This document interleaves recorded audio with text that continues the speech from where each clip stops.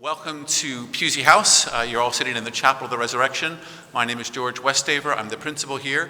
It's wonderful to have you all here today. The event today is being put on by the Center of Theology, Law and Culture here at Pusey House and the Ian Ramsey Center in partnership also with Exeter College. Ian Ramsey Center is supported by the University of Warsaw and the John Templeton Foundation. This is the first part of a day-long colloquium happening tomorrow. Unfortunately, no more spaces at the colloquium, but which that will take place at Exeter College. Thank you to Charles Foster for organizing that. If you're moved to support this yourself, there's a donation machine here in the center. I don't have the same gift of saying that as eloquently as you do, Dr. Price, but if I evoke your spirit, maybe that will help. And the Pusey end of things, Dr. Jonathan Price, the Metragic Fellow, lay fellow here at Pusey House in St. Cross, and Dr. John Ritsema, the researcher and administrator at the Center of Theology, Law and Culture, have helped to put all this on today. It's a real pleasure to welcome Dr. Iain McGilchrist. I will be very brief so that we get to listen to him more. He is a consultant psychiatrist, a writer, philosopher, has inspired many people.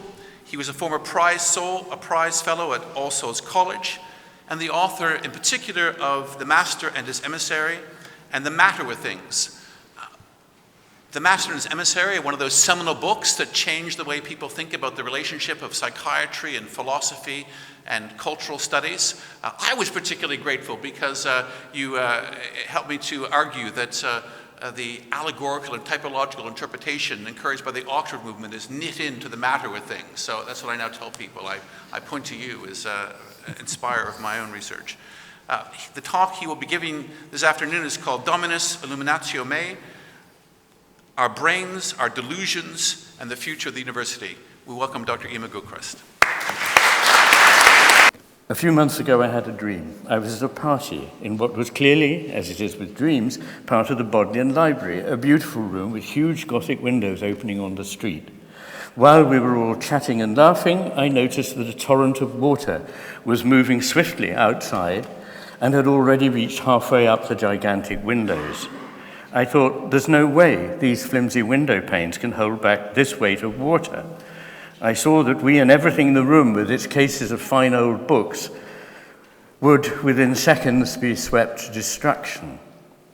My fellow partygoers not only seemed entirely oblivious to the water, but when I drew their attention to what was going on outside the windows, were unperturbed and insisted that everything was fine. They carried on laughing and sipping their cocktails. I, however, left. Today I will offer some reflections on the future of the university, not merely or mainly this university, but the universities of the West in general. My main concern is what I consider to be the drifting away from, a neglect, even an abandonment of the pursuit of truth, the pursuit that is ultimately the only justification of a university. I'm not speaking only of the truth intended by our forebears when they chose as the motto of this university, Dominus Illuminatio Mea, though I do mean that as well. For according to their way of seeing things, truth of all kinds emanated from and was illuminated by the sacred nature of its source. Truth is a searing, searching matter, not to be dismissed at convenience. The truth I see abandoned is of many different kinds.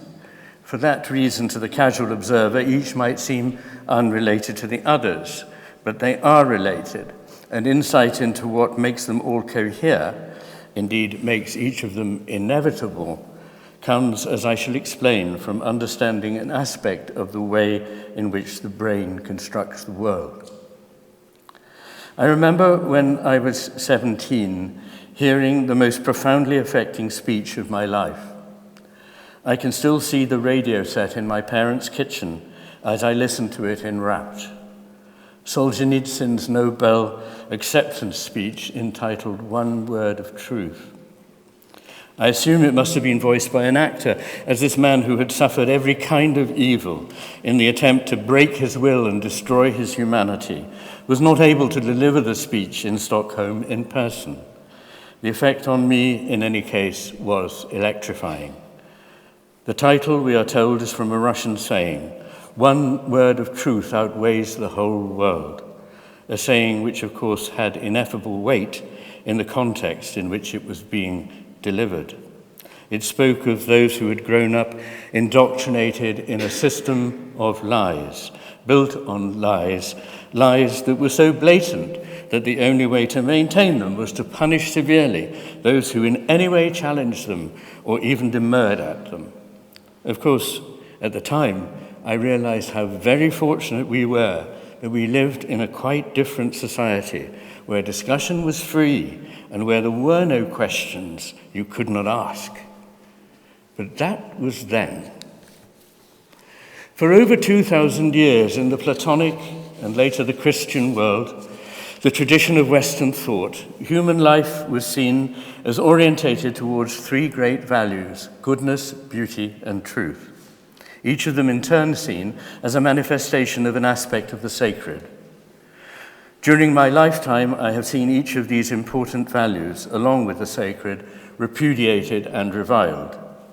Less and less attention is given these days to the inner nature of goodness as a disposition towards the world.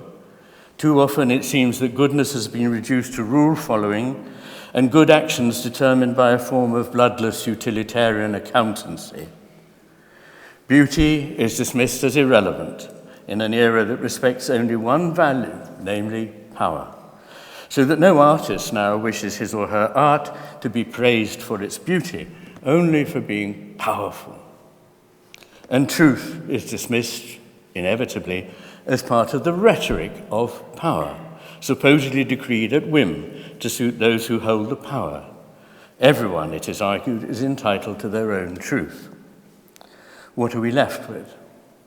Our only value seems to be the self-centered one of utility. But as Lessing pointed out in the 18th century, the utilitarian has to answer the question, useful for what? The question points onwards to the necessity of other values beyond those of mere power to manipulate. Without such further and greater values, we flounder, set adrift in a chaotic and meaningless world where our best bet would be to make our solitary, poor, nasty and brutish lives at least as short as possible. As it turns out, this question of value, and particularly that of truth, leads us to consider what is known about lateralization in human brain function. I'm not going to spend time on the evidence here. For one thing, it's far too extensive, and for another, I've laid it out elsewhere for those who wish to examine it at leisure in great detail in two long books, The Master and His Emissary, The Divided Brain and the Making of the Western World, published in 2009, and in a more recent book, The Matter with Things, Our Brains, Our Delusions, and the Unmaking of the World, published in 2021. I'm going to go straight to a characterization of some of the core findings, so please forgive me if these are lacking in finesse.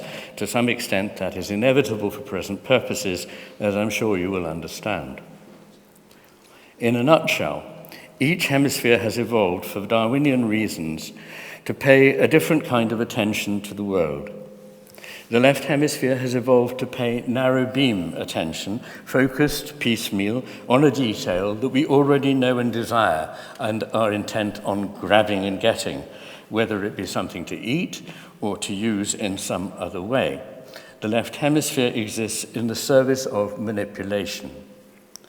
The right hemisphere, meanwhile, is on the lookout for everything else that is going on while we're intent on manipulation. For mates, conspecifics, offspring, and predators, so as not to be eaten while eating. Its attention is broad, sustained, coherent, vigilant. The right hemisphere is in the service of understanding the whole context, which is nothing less than everything else in the world. The difference then is not, as used to be supposed, to do with what each hemisphere does, so much as the way in which it does it. Each hemisphere is involved in everything we do, just in a consistently different way. The hemispheric difference in attention is not disputed. Indeed, it is universally attested. And since the nature of attention also indisputably changes what it is that comes to our attention, such a difference cannot but lead to two different phenomenological worlds. What are these two worlds like? Very briefly, if crudely, they could be characterized like this. In the case of the left hemisphere, a world of isolated, static things. Things, moreover, that are already known, familiar, predetermined, fixed. Of bits, fragments that are decontextualized, disembodied, meaningless, abstract, generic in nature, fungible, infinitely reproducible, quantifiable, mechanical. Useful then, but ultimately bloodless and lifeless. This is indeed not so much a world as a representation of a world, which means a world that is actually no longer present, but reconstructed after the fact. Two-dimensional, schematic, theoretical. And here the future is a fantasy that remains under our control. In the case of the right hemisphere, by contrast, there is a world of flowing processes, not isolated things. One where nothing is just fixed, entirely certain, exhaustively known, or fully predictable, but always changing and ultimately interconnected with everything else. Where what exists are wholes, of which what we call the parts are an artifact of our way of attending. Where what really matters is implicit, and must remain so, a world of uniqueness, one where quality is more important than quantity, a world that is essentially animate. Here, the future is a product of realism, not denial. This is a world that is fully present, rich and complex, a world of experience which calls for understanding, not a representation designed to submit reality to our manipulation. Naturally, we're not aware of this disjunct because these worlds are combined at a level below our awareness. We become aware only after an accident of nature, such as a stroke, tumor, or injury, or after commissurotomy, the so-called split brain procedure, or if one hemisphere at a time is experimentally suppressed. Then they may become suddenly, vividly present to us. Yet because these two worlds have mutually incompatible properties, when we come to reflect consciously on the world and to rationalize about it, we're forced by the requirements of consistency to choose between the pictures of the world they offer. This is why, as Iain Whitehead observed, oh, I thought he did. Is there some other way? Oh, no, that's wrong.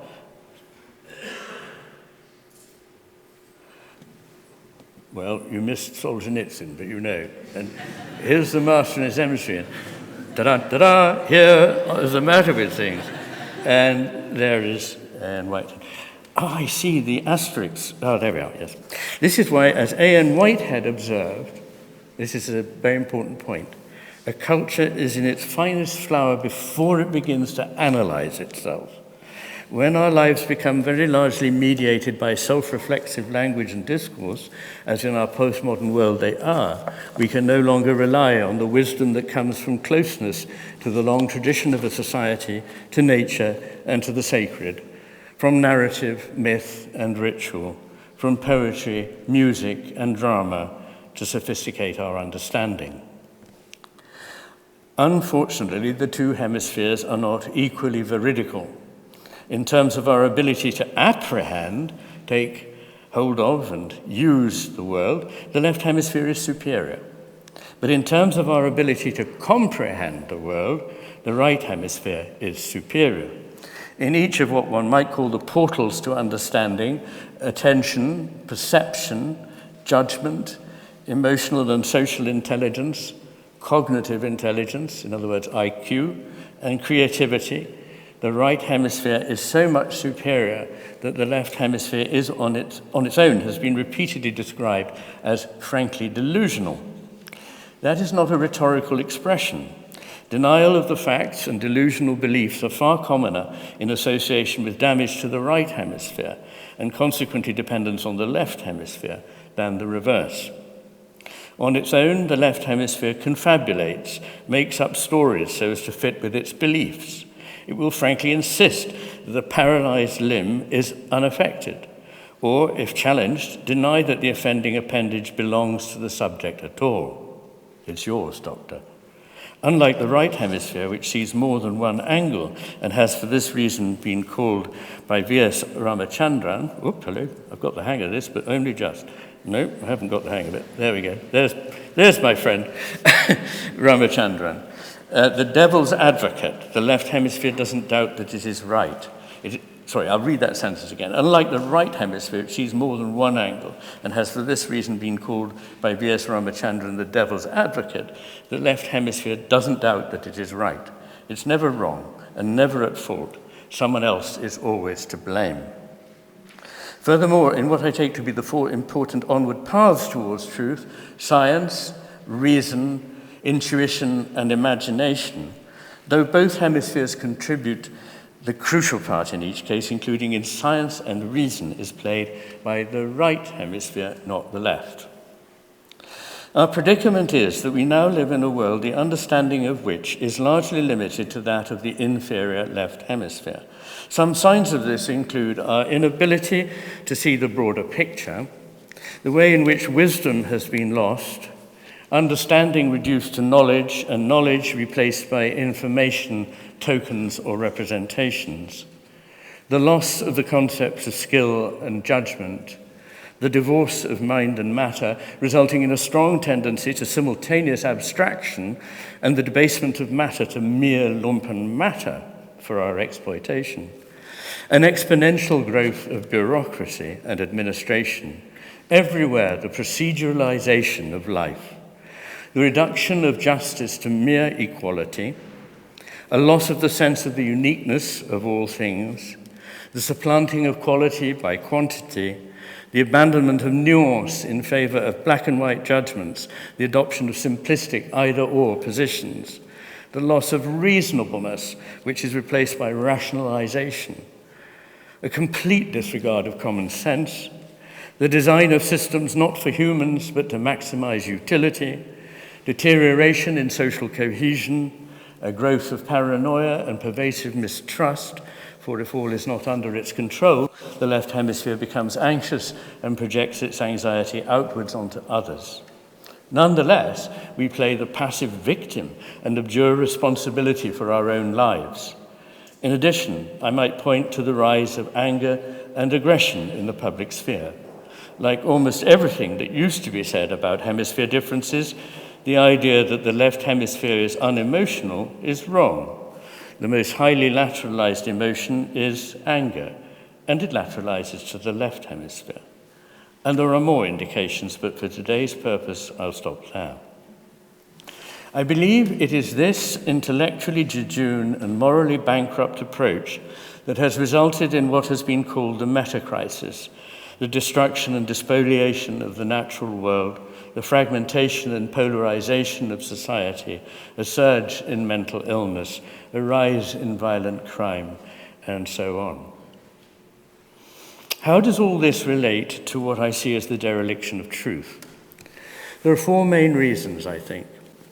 One I have referred to, the quite literally less veridical, borderline delusional nature of the world constructed by the left hemisphere, the one that now provides our dominant narrative and mode, that of the machine. The second is that for the left hemisphere, the map is mistaken for the territory. The thinness and seductive simplicity of theory comes to trump the richness and complexity of experience.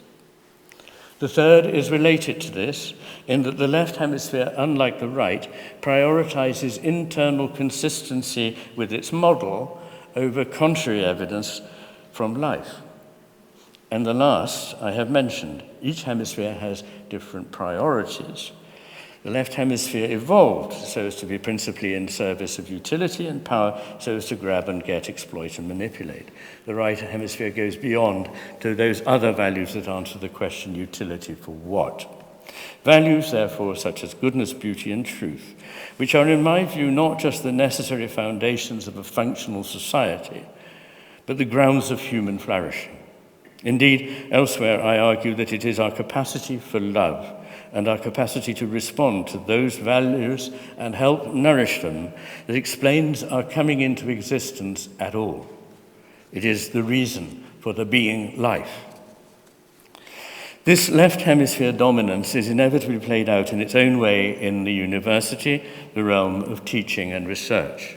I will turn my attention to 4 areas: to the humanities, to science, to our sense of the divine, Illuminatio nostra, and to the much more worldly realm of university management.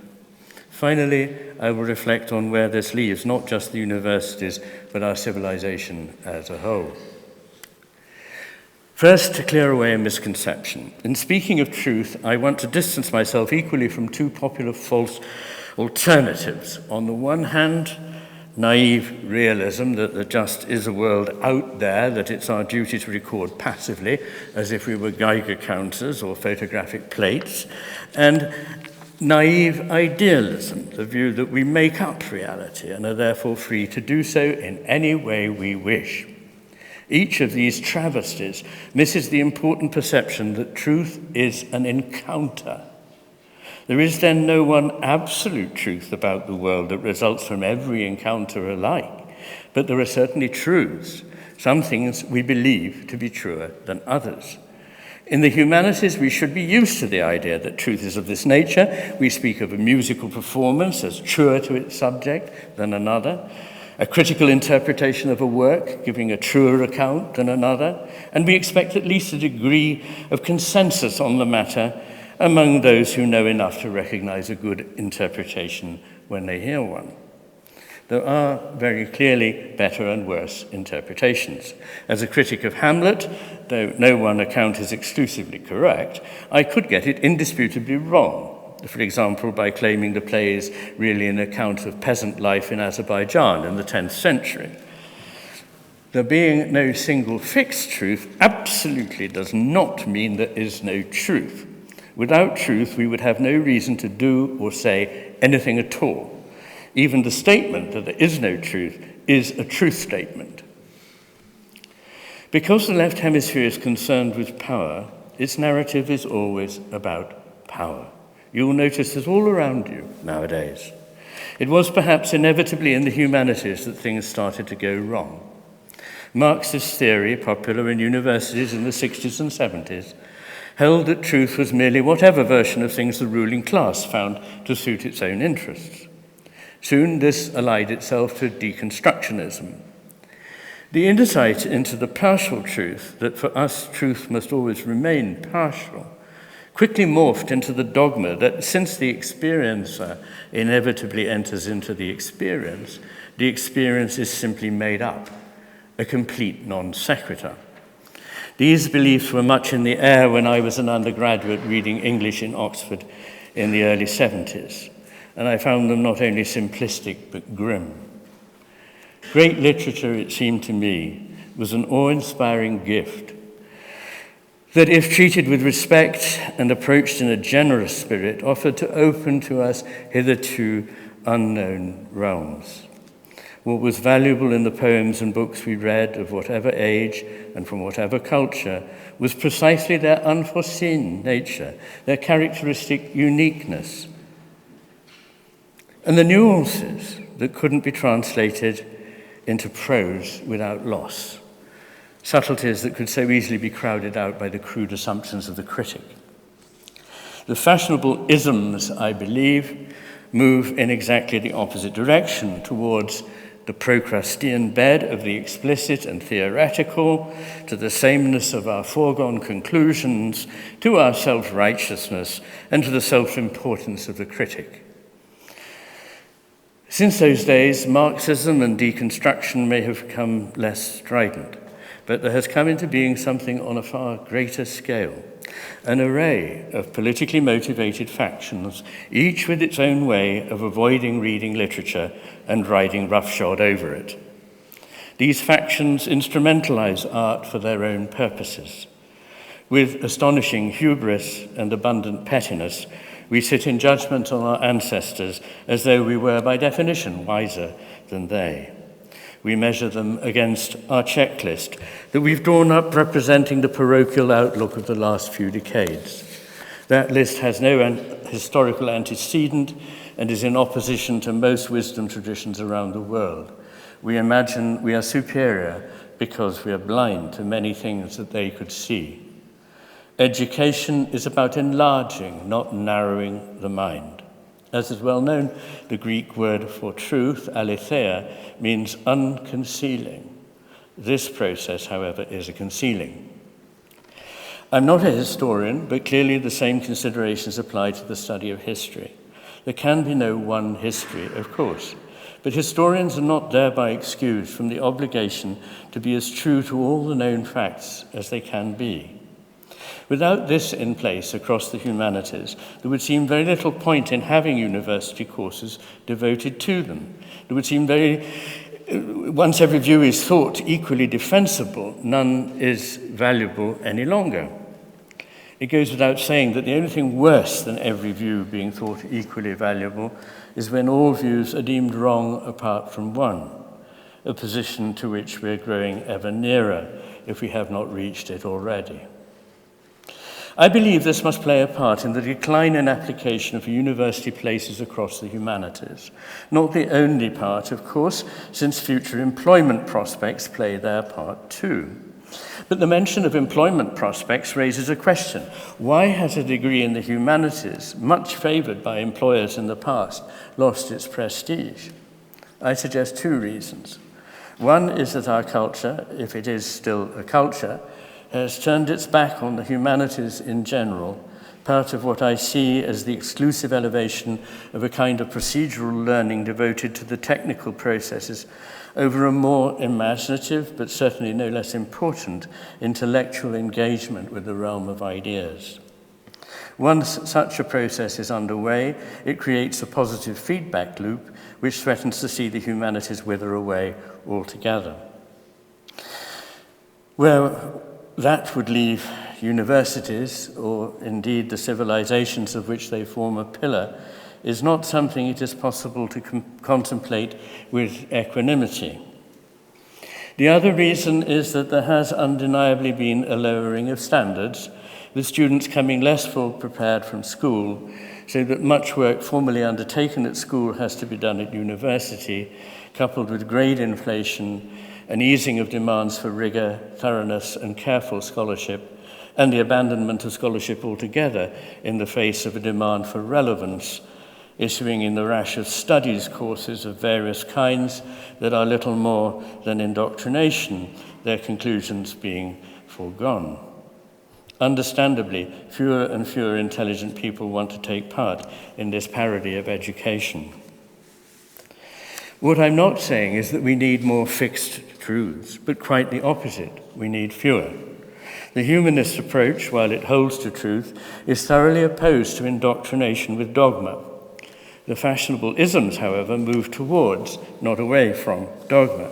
What is happening here is that a way of breaking out of the prison of our own preconceptions, what education is about, is being traded for ever more pervasive incarceration, since all ways of questioning the approved narrative become not just off-limits, a calamity in itself, but so far off-limits that anyone who attempts to question any part of the narrative is inviting reputational annihilation and personal vilification. I note en passant the emotional timbre of the left hemisphere: anger, disgust, narcissism. In our world, wrote Orwell in 1984, there will be no emotions except fear, rage, triumph, and self-abasement. There will be no laughter except the laugh of triumph over a defeated enemy. Yet this is, of course, the antithesis of education. No educated person should be unwilling to engage in civil, respectful discussion. To quote Solzhenitsyn's words at Harvard in 1978, it's a universal law. Intolerance is the first sign of an inadequate education. An ill-educated person behaves with arrogant impatience, whereas truly profound education breeds humility. Moreover, it seems to me obvious that the weaker the case and the more unbelievable the position, the greater the vehemence and the greater the threats which need to be brought to bear in an attempt at enforcement. Solzhenitsyn again. Violence can only be concealed by the lie, and the lie can be maintained only by violence. Violence does not always necessarily take you physically by the throat and strangle you. More often, it merely demands of its subjects that they declare allegiance to the lie, become accomplices in the lie. And the simple step of a simple, courageous man is not to take part in the lie, not to support deceit. Let the lie come into the world, but not through me. Science might appear less open to the belief that truth is what we choose to make it, but it's clear that this is no longer the case. Without freedom to collect evidence and evaluate it patiently and carefully, we can't be sure of the full extent of censorship in science. But for those who want to... Oh no, why does this thing not have arrows? Oh, no, let's try that. But for those who want to read an even-handed account of the part played by censorship of all kinds, I recommend a paper published in the Proceedings of the National Academy of Sciences in November 2023 by Corey Clark and colleagues. They consider three kinds of censorship. First, overt censorship, double standards, the branding of unimpeachable findings that would cause us to cast an intelligently skeptical eye on sacred cows as poor science or pseudoscience, blocking their publication. Oh, it's more responsive when I... Ooh, no. Blocking their publication. And then second, covert censorship, ostracism of, denunciation of, denial of, promotion to those that are dissident, meanwhile failing to challenge misleading research as long as it honors the sacred cows. And third, perhaps the most important, self-censorship in science. The authors of this report say that nearly all US scientists report self-censoring their empirical beliefs somewhat to fit in with a socially correct agenda. To me, this is to undermine the very strength of science and the justification for research, which is to promulgate what is empirically found to be the case, regardless of whether it confirms our prejudices. Censorship has no place in science. In the end, it will defeat its own purpose by undermining the credibility of science. And without that important touchstone of unbiased empirical evidence, we have cut away one of the supports, perhaps the most important support, on which a humane society is based. Uncomfortable facts or realities that do not corroborate whatever theory is currently enjoined are particularly important if we're to make any progress in our understanding of the world. If nothing is allowed to correct a theory, we're doomed to live by lies. What at first sight may seem paradoxical is that science is threatened both by inappropriate subjectivity on the one hand and by an unsustainable belief in a kind of objectivity that modern physics has long discredited on the other, the kind that assumes that the knower plays no part whatever in knowledge. Truth is never objective in this artificially limited sense. But important as it is to recognize that fact, it's every bit as important to validate science's attempt to respond fairly and fully to the reality with which it engages. That is where true objectivity lies. And along with this, I should mention the model of the machine, which still, alas, dominates in the life sciences, though abandoned long ago, at least 100 years ago, by the science of the inanimate, physics. There are signs, thank goodness, that this is at last giving way in the face of fascinating, revolutionary observations which reinforce an already unassailable body of evidence, at least a century old, that organisms are nothing like machines. For those who are interested, this is something I've written about at some length in The Matter with Things and have discussed in a number of conversations with Michael Levin, Distinguished Professor of Biology at Tufts and Director of the Center for Regenerative and Developmental Biology there, who is one of the most important minds in the field of biological development now. The paradox of being too swayed by inappropriate subjectivity on the one hand and by an inappropriately rigid model on the other is only apparent. It emerges out of a polarized position, one which neglects the understanding of truth as a relationship in which we are not at liberty to make up the terms any way we want, but which imposes on us the sacred demand that we be at all times honest about and honorable to the world we are seeking to know better. Dominus Illuminatio Nostra. Up till now, I've been talking about the adverse consequences of the politicization of the humanities and science. In relation to the divine, the problem of a left hemisphere-dominated approach obscuring the truth is less political and more to do with the way in which we misunderstand all that cannot be readily reduced to laws and language. If you can recall some of the main differences between the kinds of world sustained by the left hemisphere and the right hemisphere, I think you will see what I mean. The left hemisphere world is characterized by what is familiar and fully expressible in language.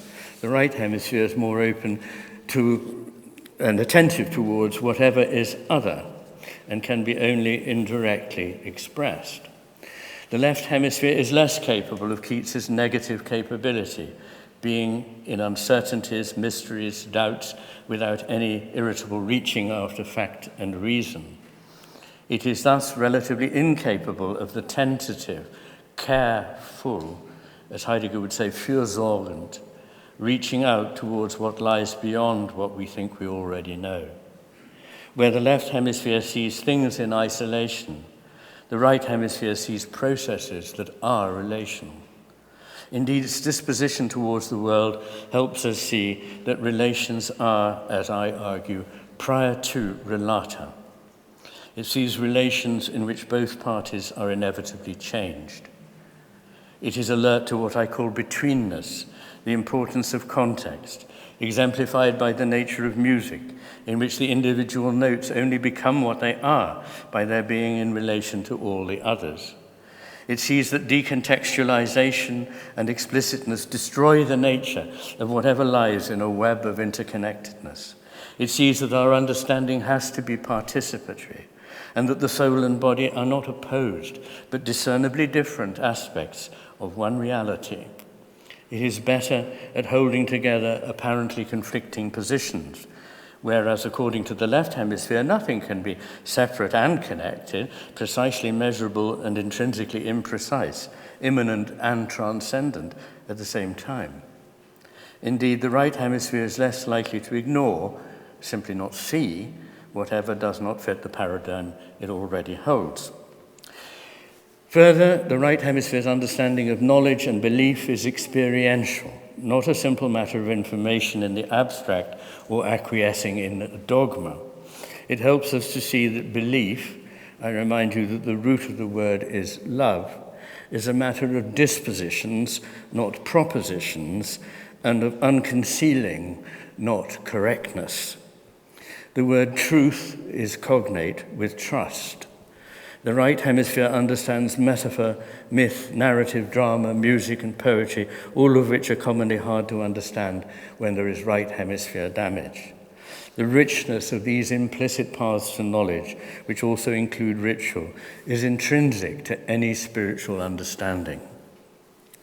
Finally, the right hemisphere is less willful than the left hemisphere, and therefore more open to relinquishing control. It can understand the value of what in Buddhism is called emptiness, and the part played by negation in creativity, the power of silence and stillness, of not knowing and not doing, of withdrawing in order to permit something truly other to manifest itself for the first time. It is the substrate of the mature self as opposed to the immature ego.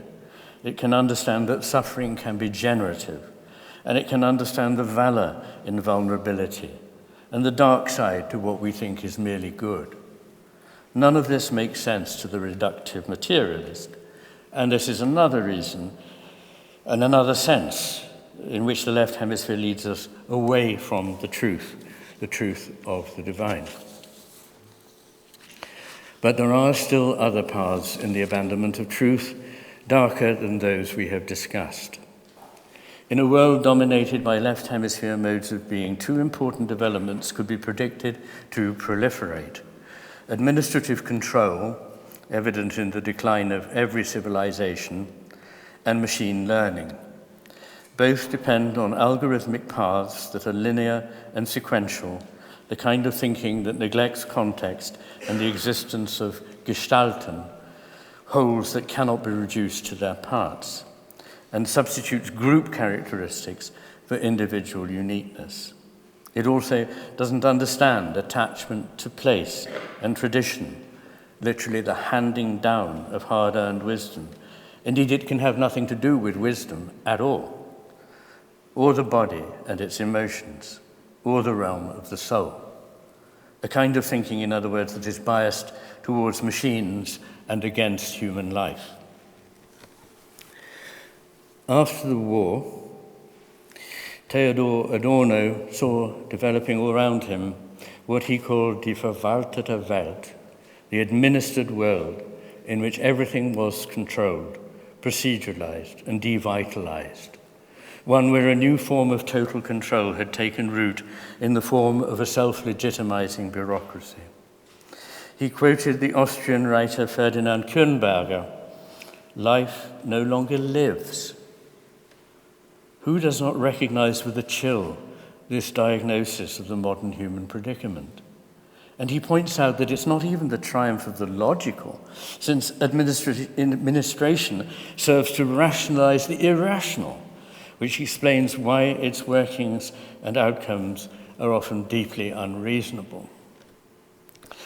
I believe we are witnessing nothing less than a war on nature and a war on life. This, my friends, is the reality we face. Why? Partly hubris, the short-sighted view that we can do anything we want and remake the world to suit our demands. So nature, apparently, stands in our way. But there's more to it than this, and it has to do with the goals and values of the left hemisphere. As Whitehead said, Descartes assumed the mind can only know that which it has itself produced and retains in some sense within itself. Of course, Whitehead didn't know about hemisphere differences, but here he describes precisely a key characteristic of the left hemisphere. It knows only what it itself has made, representations, not real presences. It wages active war on the living world, not created by it, seeing it as a rebuff to its mastery. Hannah Arendt wrote of what she called the future man, that he seemed possessed by, quote, a rebellion against human existence as it has been given, a free gift from nowhere, secularly speaking, which he wishes to exchange, as it were, for something he has made himself. The German-American artist George Grosz produced a shockingly vivid expression of this power-hungry mindset as he contemplated Europe before the Second World War, entitled, "I shall extinguish everything around me that restricts me from being the master." Turning again to administration, of course, it has a legitimate role in any institution. However, it comes at a heavy price, both literal and metaphorical. And if the institution is to flourish, to remain creative, to allow individuals to give of themselves freely and spontaneously, as in my experience, the best teachers and researchers do, it needs to be as light in its touch as possible. When I was in the university, it did its job properly and was almost invisible. It's not an end in itself, as it seems sometimes now to have become, but a necessary evil.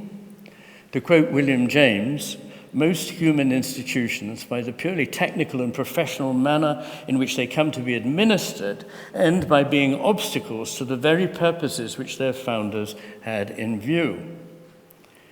It goes without saying that it inevitably slows and prolongs processes, makes them more cumbersome, causes imagination to atrophy and thinking processes to sclerose, results in inaccuracy, injustice, and a waste of time, and requires a great number of what are now called resources, namely people, as well as buildings and machinery that are expensive.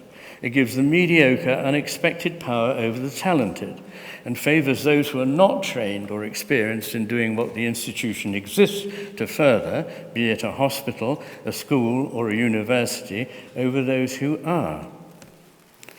My mentor, the so-called father of neuropsychiatry, Professor Alwyn Lishman, a profoundly scholarly and modest man, was asked by a manager to justify why he had requested a head scan of a patient in what was the country's quaternary referral unit.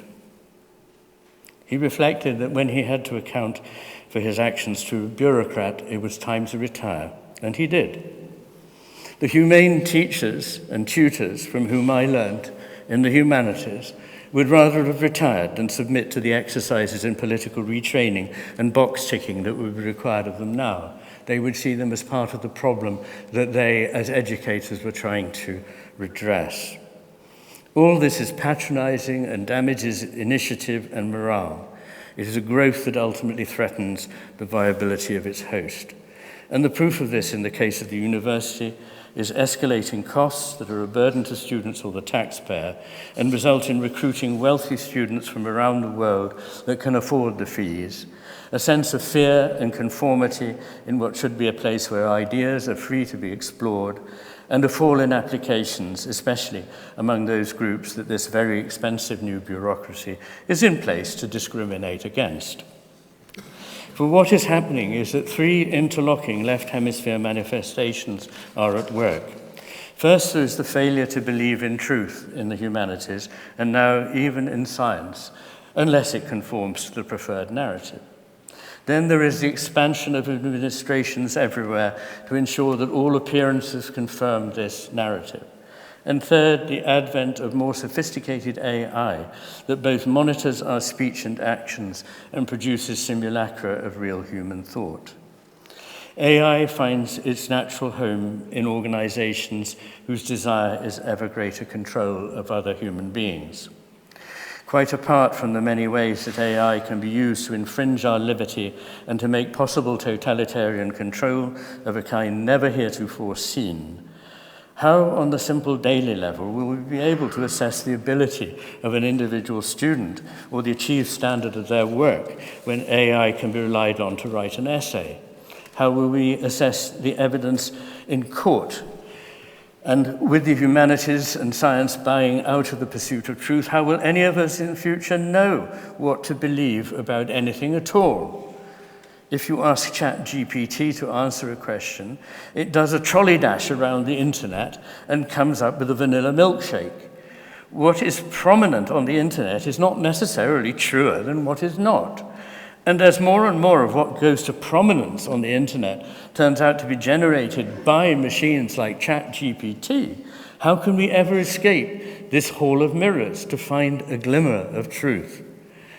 There is no imagination, that sacred faculty here, only fantasy, the liar. The casualties in this world are many. The honor and self-belief, as well as the credibility of societal groups that are being, often without their consent, promoted, is compromised, and they're patronized by being held to lower standards than others.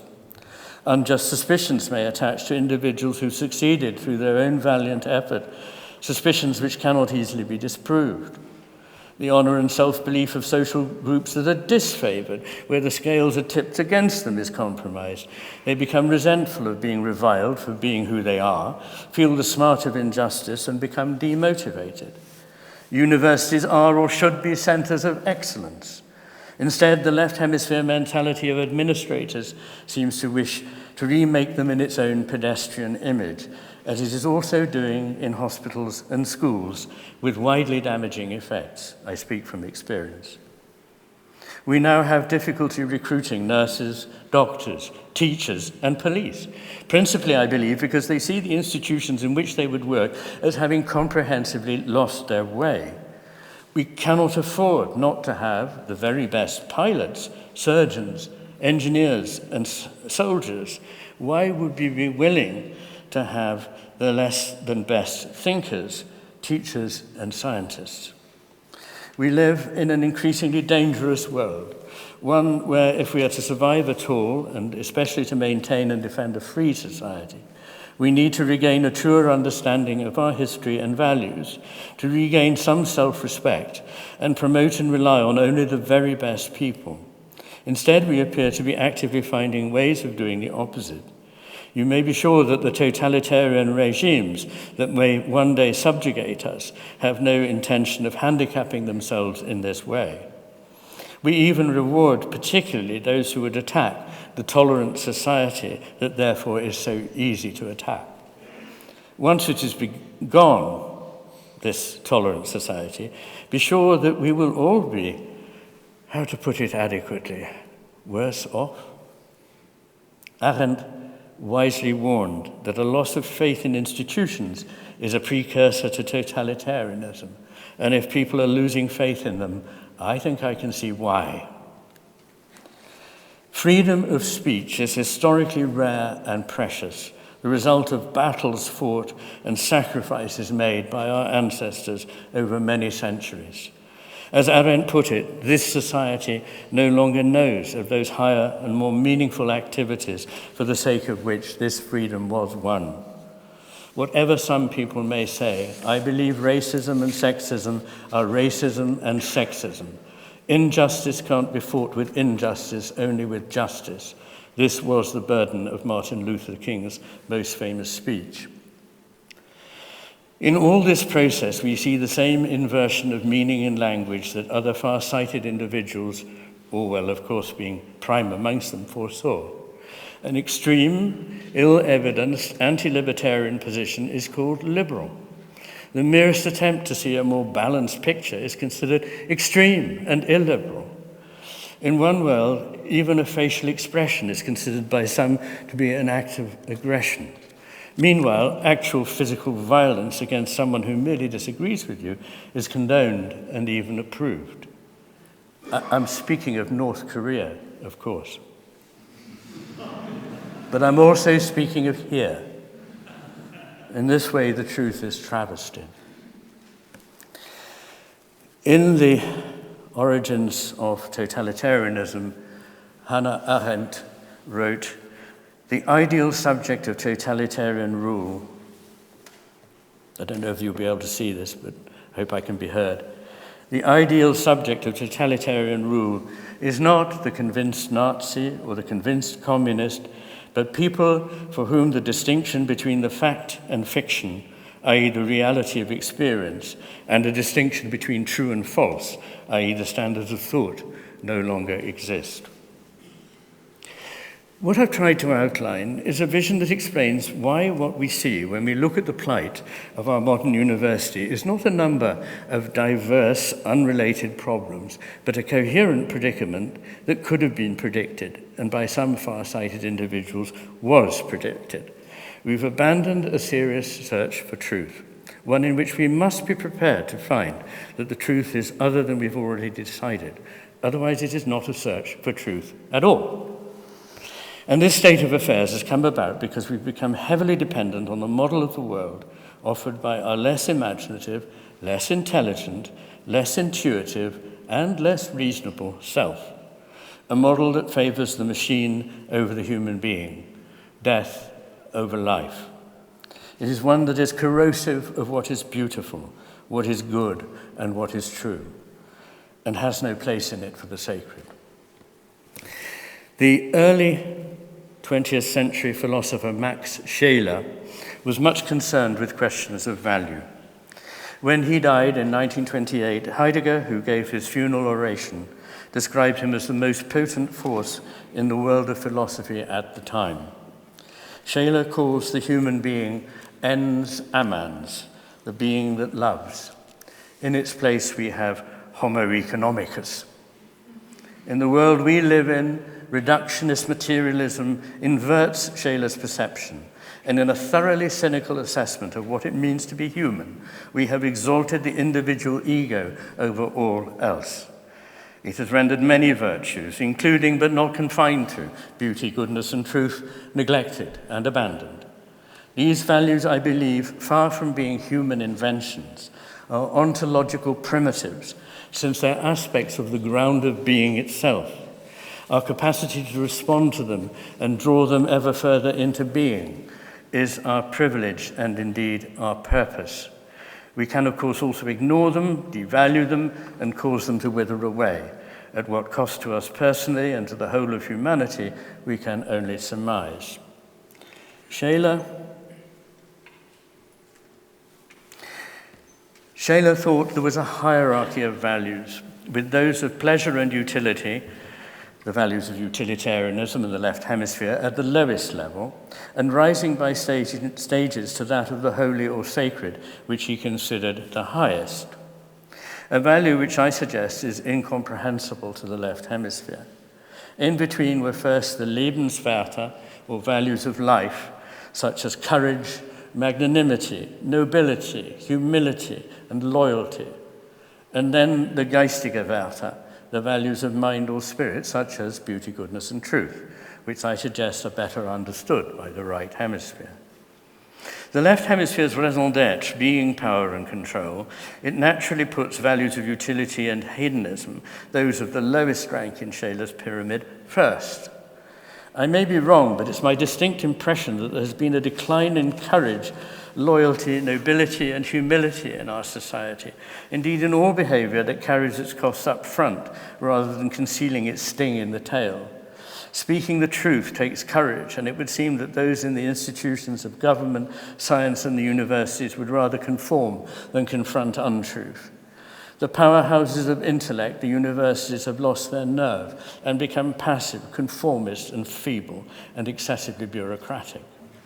Perhaps because of this, I can't help noticing that many of the most interesting ideas in science, in politics, and in philosophy these days come from outside the major institutions, something I note only with the greatest of regret as someone who always saw himself as a proud beneficiary of their ancient traditions and who wished to further those traditions. And along with the loss of courage to speak the truth, there has been an undeniable withdrawal from the beautiful and the sacred. All of this combines to reinforce a loss of sense of purpose and direction, hence the crisis of meaning that it is by now a commonplace that we face. The war on nature and on life is one in which we are inevitably caught up because we are nature, we are life, and we have to decide to be its destroyers or defenders. We have it still in our power to be whichever we choose. I do not have a bullet-pointed agenda, much as the left hemisphere would no doubt like one.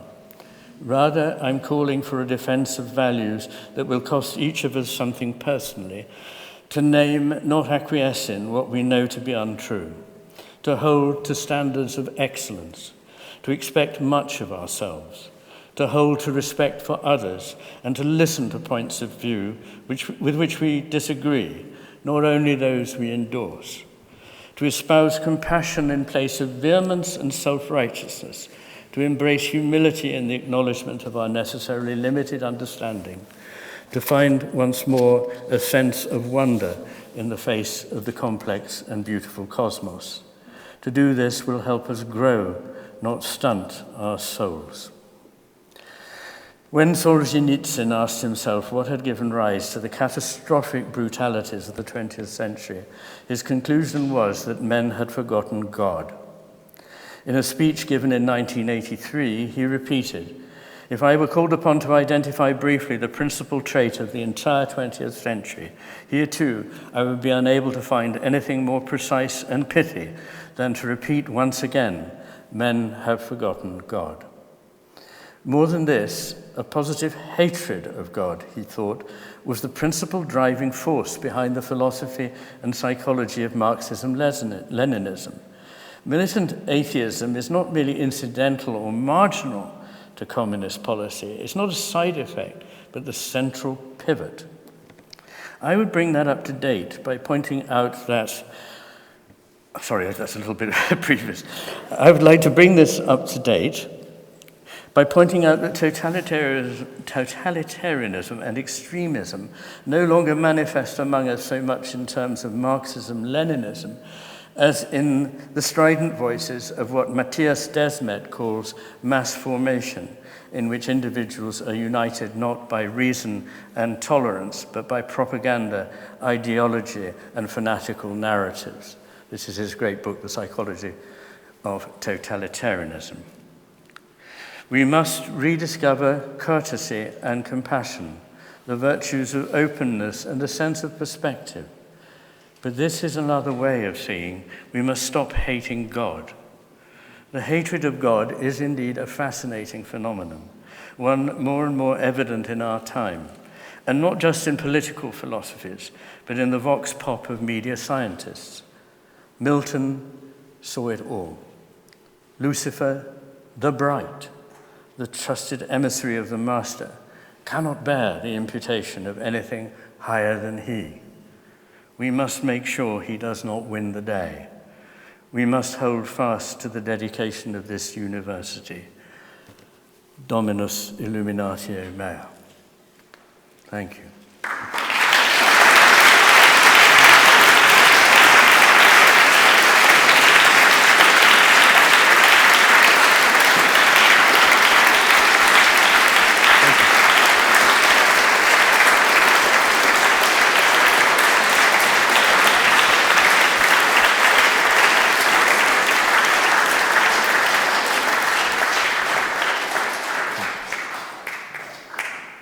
Thank you for your attention. Is this mic on? Yes. Excellent. Anyone who wants to sign up for more of this, not necessarily the same, but more recollection lectures, more of this sort of thing, please give us your email address and permission to send you some information on it. I'll take the prerogative to ask a quick question, and then Jessica will take a mic round for those who would like to ask questions, and that is, if what you're saying is true, should I sign up to medically lobotomize my left hemisphere? No, there is nothing wrong with the left hemisphere. As I say, it's my second favorite hemisphere. But no, seriously, it is exceptionally important. It is the trusted emissary, and the only problem is when it betrays that trust. In other words, it does important work. They work together in a master-servant relationship, but the servant must never think that it is the master, which it easily does because it knows so little compared with the master. It thinks it knows everything. We have another quick question for Father George, and then we'll go toward the audience. I was going to ask if a fascinating conclusion. Of course, I'd be very interested in the idea that the problem you describe is connected to a rejection of a belief in God or hatred of God. Could you say a bit more about how that leads to a dominance of the left hemisphere, how the rejection of a belief in God or adoration leads to that dominance of the left hemisphere? I think there are two principal ways. One is that I didn't really have time to expand on it, but I think I suggested that the way of thinking, the way of being of the left hemisphere makes it more or less impossible for it to compute what we mean when we talk about the divine and the sacred. And the other is its innate hubris. And effectively, this is why there are myths, not just the amazing story of Paradise Lost, which is such a brilliant evocation of this, but all around the world there are stories of a master and the servant usurped the master, and the whole thing fell apart. So we know that people everywhere resonate to this idea that there is something in us that is, as it were, less intelligent, but is angry and wants to take control.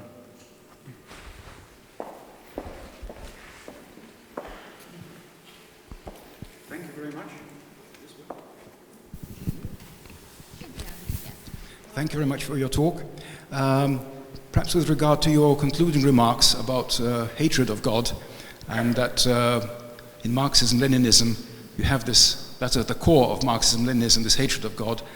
I would even argue it's not just atheism or militant atheism in Marxism-Leninism, but it's actually, they are theomachists. It's no word. Theomachists, fighters against God. Right, yes. Battlers against God. Oh, theomachi, yes. Yes. Yes. That is really at the center. And you probably know that Marx in his early writings would sign them with Emmanuel, but spelled backwards. For some reason, it's very muffled for me, and I'm not picking it up. So can you relay it to me in words? And Marx would sign his early letters with Emmanuel but spelled backwards. Oh, right. And No, you know I what didn't- it means, Okay, yeah. taking a holy name and reading it backwards, or a prayer, reading it backwards. So that's right at the center. So they are theomachus, not just militant atheists. Quite interesting. Thank you very much for that. I didn't know that. We can raise your hand if you'd like to. Oh, there's some ladies there who are interested in jumping in. Oh, no, just the third row. Yeah. Thank you. I may not have kept up altogether. Try to speak loudly and No, directly I- into the mic if you can. I may have missed a bit, but I don't quite understand, why does totalitarianism want to get rid of nature and life altogether? I don't think it's as thought through as that. It's just that the way of thinking that leads to totalitarianism is a very limited, very rigid, schematic, linear, something humming here. Thank you. Way of thinking which really has no use for nature except as a resource. And it's confronted by the limitations of the body. Thank God, our bodies are both portals to many wonderful things, but also impose certain kinds of limitations on us. But it will brook no limitation. It will be God. It will be the one that calls all the shots. And so the fact that we die and the fact that we have, God, can I even say this nowadays, that males and females have different kinds of bodies. Even these things have to be annulled, you see? So children are being brainwashed into believing all kinds of things. If there is a society that exists in the future, I think they'll look back on us and laugh. I mean, think what these people really thought and said these things, just as some people now look back at the 17th century, So there we are.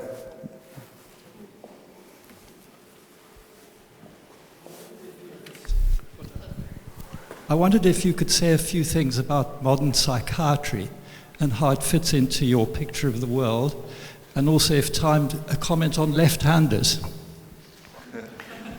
Some of the problems in psychiatry, did you say? Yes. There's so much that could be said, and a lot of it I've said, but in writing at great length. Psychiatry is too big a topic to sort of answer, in a simple,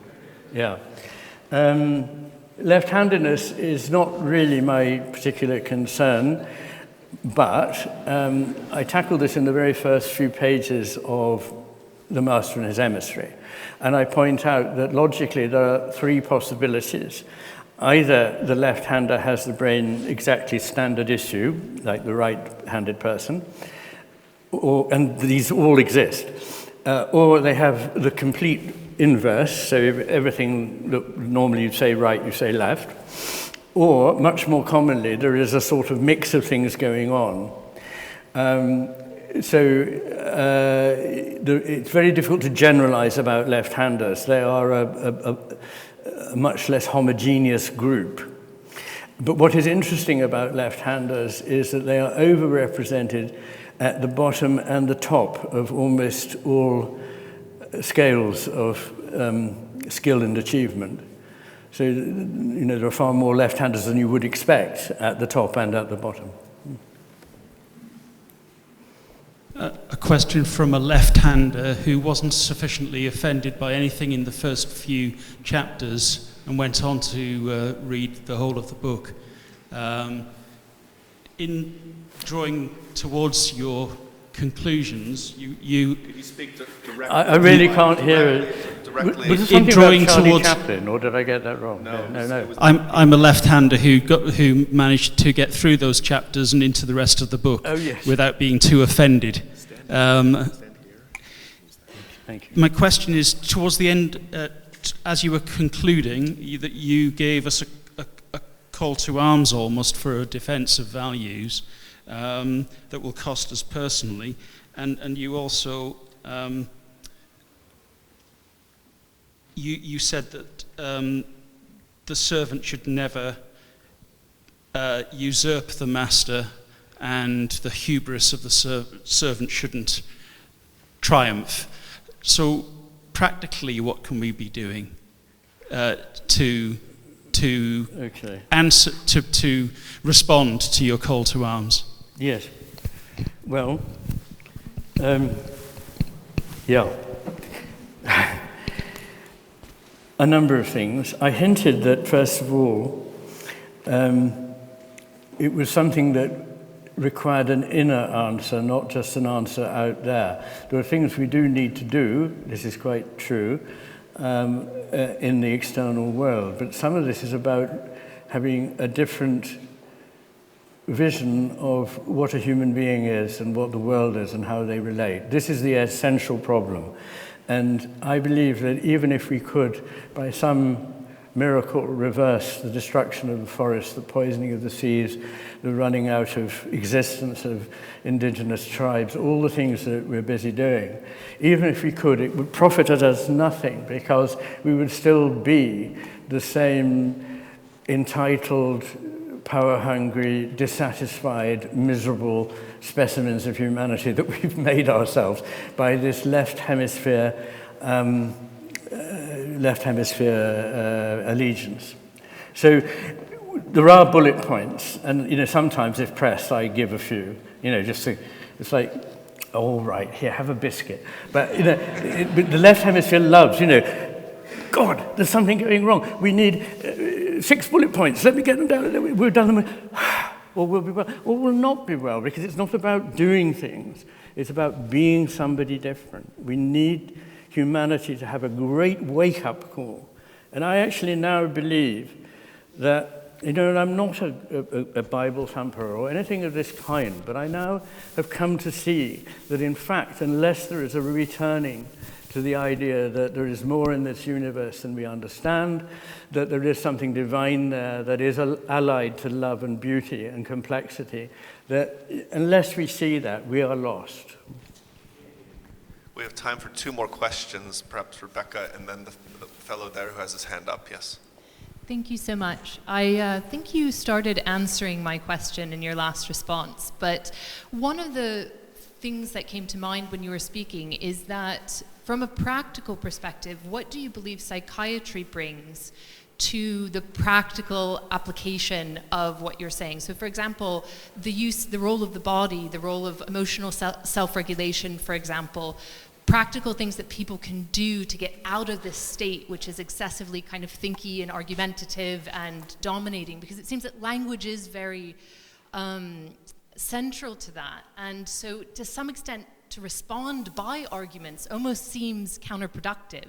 Holding presence, helping people be able to express that anger in ways. As a psychiatrist, would you not say that if someone came to you and they were very angry, you wouldn't address that anger by trying to stop it or trying to argue them out of it? No.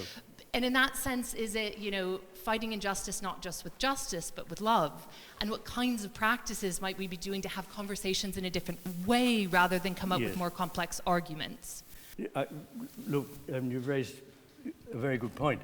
I agree with that.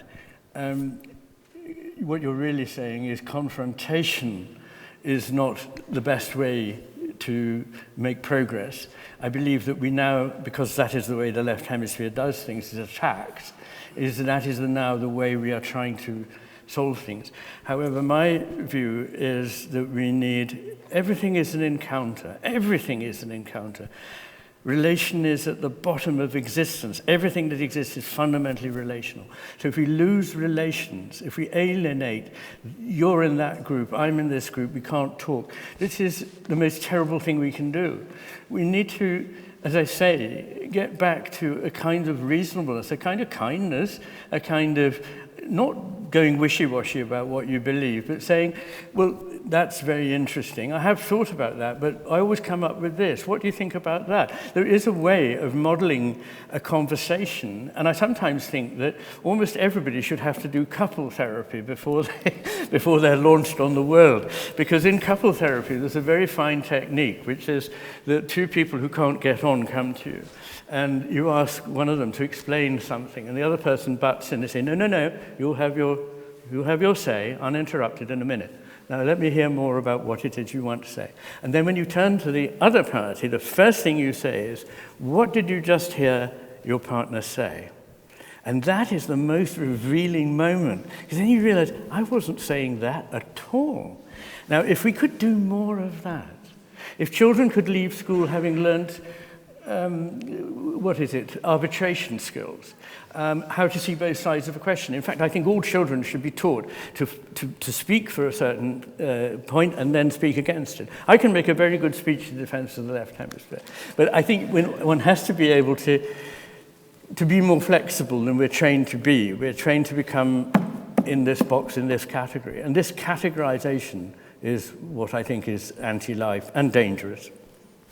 We had one more question there from the gentleman. To your right, Jessica. No, sorry. No. Turn around. Toward me. Just straight ahead. Yes, there. Thank you. Okay, thank you very much for everything. I've got the capability to ask plenty of questions, and I'm just going to pick one which I hope will be useful to this audience. Could you say a bit about Steven Pinker and the better angels of our nature? And I think that he's a reasonable man and will accept all of our understanding of the horrors of the 20th century. Notwithstanding that, he would like us to feel, on the whole, don't worry quite so much as you would invite us to worry. Yeah. We're working things out. So anyone who doesn't know the book, perhaps you might just introduce that, and then you can answer my question. Thank you. I mean, I can't launch a critique of Steven Pinker, but what I don't agree with him. I think that it, again, depends on how you look at things. For example, one point that's constantly made is look at how many people have been raised out of poverty. But actually, when you look at what's happened, lots of people who had no income but needed none, who lived in forests in ancient ways that have been sustainable for hundreds of thousands of years, were uprooted and sent into cities where they became very poor wage slaves. But they had a wage, so they'd been lifted out of that category. Everything depends on how you look at what's going on. And Pinker has a rather curious and he's quite polemical, actually, in the way in which he sees things. Yesterday at a talk I was giving, I quoted his remark that music is about as useful as pornography or cheesecake, which, Stephen, try and understand what music can give. And I find he's clever, but clever in a not very wise way. He makes an argument, but I don't really believe the substance of the argument. We'll have to stop there and in a moment give another round of applause to Iain McGilchrist for a wonderful and engaging hour that felt like 7.5 minutes. 7.5 hours. 7.5 minutes. Minutes. The smaller bits. Okay. If you would like to support us again, if you want to leave a $5 on the way out, if you want to join us for Evensong just in the smaller chapel there, you're welcome to. But in about 8 minutes' time, we'll all have to have cleared this space. So with that having been said, we thank you once again for joining us at Pusey House, to Exeter College, to the Ian Ramsey Center for their support, and to you, Dr. McGilchrist, for your engaging thoughts and life advice, I think, for our civilization. Thank you very much. Thank you. Thanks. Thank you very much.